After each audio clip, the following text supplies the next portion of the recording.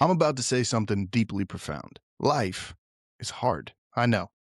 Pretty groundbreaking, right? I thought of it myself. But somewhere along the way, Christianity started to get sold like some sort of spiritual insurance policy. Follow God, and nothing bad will happen to you. No suffering, no hardship, just divine protection wrapped up in a tiny little faith package. It's really comforting, but it's also completely false. This is Jesus as a product at its finest. This is a repackaged prosperity gospel, but it's like a quieter version that promises immunity from pain.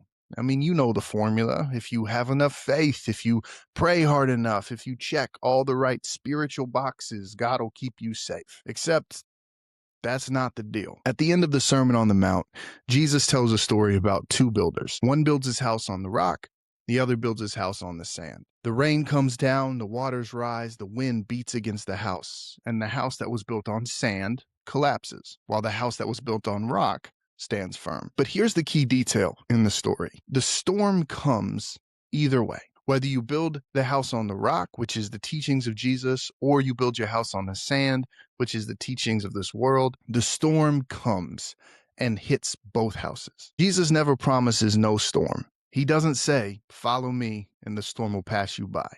He says, follow me and the storm won't swallow you. Faith doesn't mean you don't get a hit. It means you won't go under. Now, I wish I had some profound insight on why bad things happen to good people. This is a word called theodicy.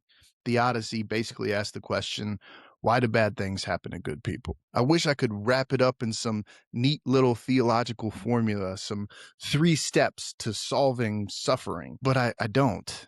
All I know is this: it's not supposed to be this way. This world is broken. I mean, that much is obvious. And I know that doesn't make suffering any easier, but at least it means that we're not crazy for feeling like something's off, something's wrong. C.S. Lewis once pointed out something profound. He said, our reaction to suffering, the way we recoil at injustice, the way that grief feels unnatural, the way loss physically aches, actually tells us something. It tells us that we're not made for this. Because if suffering were normal, if pain were how things were supposed to be, we wouldn't fight it so hard. It wouldn't hurt so much. But we find ourselves longing for something better because deep down, we know that this isn't our home.